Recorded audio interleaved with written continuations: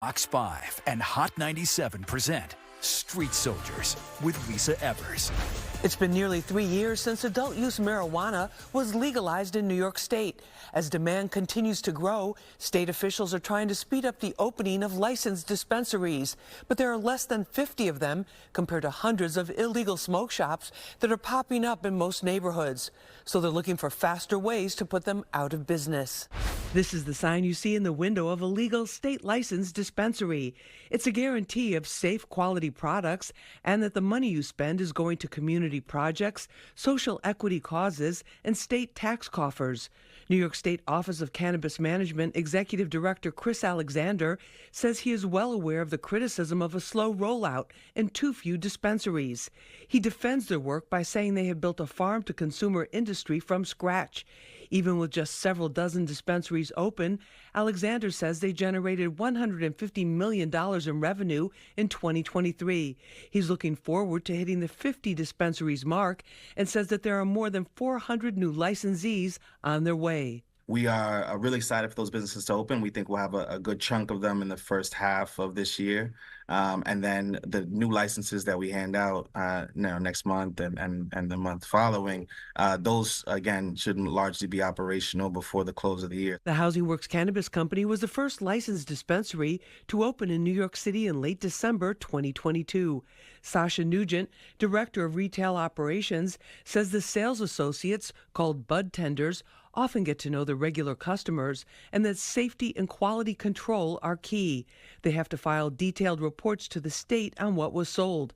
They also offer a delivery service. 100% of everything that you purchase here at Housing Works Cannabis Co. go directly back into our community. And those are people living with and affected by HIV, AIDS, and homelessness. They're New Yorkers who are marginalized, people who need housing, job training, and reentry programs. Law enforcement and local leaders estimate the number of illegal smoke shops in New York City at around 2,000 or more.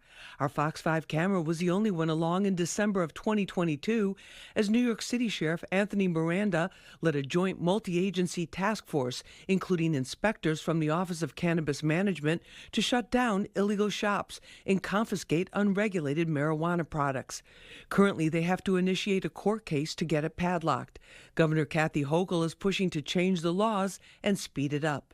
I think the biggest thing, for us is finding a way to close these shops down quicker. New York Post reporter Anita Bollet has been covering the issue and says the need for change is clear. It'll be really important going forward for these enforcement rules to give the OCM and law enforcement the jurisdiction to actually close them down, because the problem that we're seeing currently is that they're being shut and then they're opening 2 days later.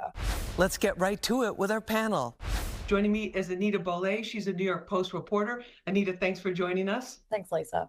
We appreciate it. Also with us is the man who has pretty much been the driving force behind the whole movement and also overseeing everything that has been going on and the development and the concept and really the philosophy behind it, which is what is making New York's program so different from anything else in the country. Chris Alexander, he's the Executive Director of the New York State Office of Cannabis Management. Chris, thanks so much for being with us again. Great to be back with you. We appreciate it. Also with us is Sasha Nugent. She is the Director of Cannabis Retail for Housing Works Cannabis Company. Housing Works was the first legally licensed retail location in the state. Sasha, great to have you with us. Thank you so much. Thank you for having me. We really appreciate it.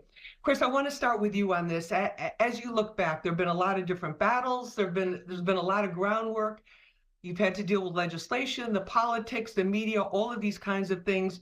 Where do you see the progress that's been made this year the most? Yeah, we've made incredible progress. The work that's been needed to build out the regulatory body, the office, the people who are overseeing this market, that is a significant lift. The fact that we've been able to do that while also issuing thousands of licenses, hundreds of licenses within the adult use side and thousands of licenses totally, and get almost 50 dispensaries open across the state is a significant accomplishment. We, of course, started our program with small farmers and people who had cannabis convictions and nonprofits like the one that Sasha represents. And so it's been difficult. I won't shy away from that fact. But to see these businesses grow, these are largely mom and pop businesses, family run. It's been a beautiful journey. And as we continue the work of expanding the market and getting more licenses out, I think folks will start to see the vision a little bit clearer. All right. And then a lot of things you didn't expect happen and basically is it safe to say you built this up from Yeah. scratch, completely from scratch? Yeah, yeah, from scratch. I mean, I always joke that we didn't have people, pens, or paper, and now we have over 180 staff and hundreds of licensees, and we brought in a little over 100 million, about 150 now for the first year of sales, starting with the first sale that Sasha actually sold to me on December 29th.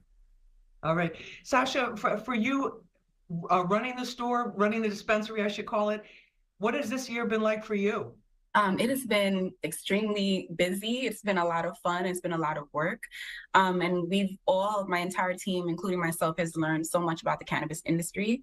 And something that I want people who are planning to open dispensaries in the future to take away is that this is retail. It's New York retail. You want to provide the customer a really good experience. And I also think that Chris's work and the OCM has been super helpful. They've been really responsive to anything that we've needed. And it's just been an exciting journey for us. Mhm. And Anita, you've written on some of the industry itself, and then also covered some of the developments with it as well. There's this tremendous unsatisfied demand out there that has led to these unlicensed smoke shops opening up. What do you see happening overall? So, Lisa, just building off what Chris and Sasha were saying, there is this incredible demand, absolutely. And we have seen about 47 legal vendors opening up across the state, 17 within the city. However, this kind of pales in comparison to what we're seeing happening in the illegal or black market trade. We've got about 1,500 and estimated maybe even 2,000 illegal vendors within the city. And, Assemblywoman Jennifer Rajkumar recently said it could be 3,600 across the state. Given the fact that there is this, black market that has been surfacing, a lot of people say it's because there was a bit of a glacial start to the licensing process. There needs to be more of a crackdown or a look towards how to stop this so that all the vendors that we're seeing in the New York state are legalized and are going through the correct processes for the industry to continue, momentum. We'll be right back after this. You've stood before the New York State Senate, the New York State Assembly, about a lot of questions about the number of licenses that currently exist. What do you tell people about that who say it's been so slow that these illegal shops have just popped up? I agree fully. There is a significant presence of illegal cannabis shops, and this is not, as I've said, oftentimes this happens in every state. It's just bigger because this is New York, right? And Of course, everything's bigger. But I think too, even as we talk about pace of closures, we've seen. My team, the New York City Sheriff's Office, other entities across the state have tried to curtail this proliferation. This is a new thing, and when I say a new thing, I don't mean the illegal sale of cannabis that's gone on forever. What I mean is the storefronts, and combining the fact that this has been a significant change in policy for the state with the fact that we've also shifted away from law enforcement being the leading force in regulating or shutting down these businesses committing this financial crime. The previous enforcement body was entirely law enforcement. Now we're taking an administrative approach and having an administrative agency, my agency, OCM, be the ones to lead enforcement efforts. Now, we've had success in seizures. We've had challenges in closures. And I want to be clear about that as well, because I know folks have seen OCM and tax department officials taking all the product out of these shops and then just for them to open up in a couple of days later. And so what Anita was speaking to just in the last segment, we are trying to find ways to close these shops faster. The legislature gave us some powers to go through a state Supreme Court and to get court-ordered issued padlocking done. That process is lengthy. Sasha, give us a sense of, for people who go into the Housing Works dispensary, what do they encounter? So when you go to a legal dispensary, specifically Housing Works Cannabis Co., you're going to be greeted by a security guard who is actually going to check your ID, make sure that you're over the age of 21 or 21 and up. Also in our window, there's a licensed New York State sticker that says we're a licensed dispensary with the state. And for us, we want the experience to be really interactive with our bud tenders. Our bud tenders are highly trained. They're very knowledgeable on— You call it, wait, hold on. You call them bud tenders? They're bud tenders, just like a bartender. Yep. They serve exactly what the customer is looking for. They're very knowledgeable, they're friendly, they're open. And I think that sets us apart from, the illicit market. You're not going to get that experience. In terms of the quality, in terms of the potency, how do people know about that? People can scan the QR codes that are located on all of our products to get the THC potency, to get, any, they're called COAs, which are basically labs that prove that the product has been tested. There's no mold and no illicit things in the cannabis that they're purchasing with us. And then are the products mostly made in New York State, or what about that? They're all in New York. They're all New York made. That's actually a requirement to be carried in a legal dispensary. It's all New York flower. And that's really great because it goes back into our economy. Yeah, I just wanted to highlight, as Sasha was saying, the symbol that you'll see on legal products. This is just a sample product that we had marked up here in the office, but we do have really high quality. We also established testing standards and certified labs to do the testing, and that was also a part of the rollout work. And I'm really pleased again with the work that's been done and the products that we've been able to produce here. Anita, the safety issue has been a big one because it has also been resulted in complaints, especially from a lot of parents with these smoke shops in the neighborhoods where they're selling these various products, some of them made to look like bags of candy or bags of chips or snacks or that type of thing. A lot of concern about the legitimacy and the health danger. What can you tell us about that? There is quite a demand for the product. I mean, we saw $150 million worth of sales this year, which is absolutely showing that the industry or the legal industry is thriving. However, we can't shy away from the realities of the illegal market, which is because they're not dealing with the same obligations of the regulatory market. Supply is unknown in some cases, and we do know of some California companies who've been accused of backdooring to other states.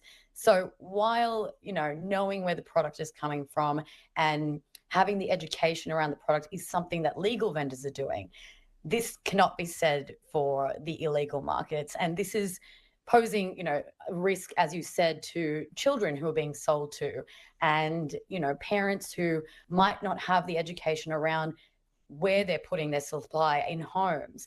In saying that, the legal vendors are doing the best that they can. I've spoken to some others, other than Sasha, who have said that they're trying to educate their customers. They're trying to look at options such as lock boxes so that, products that do look like, candy or might be misinterpreted by someone who hasn't seen a product like that, they're able to keep it out of the hands of children.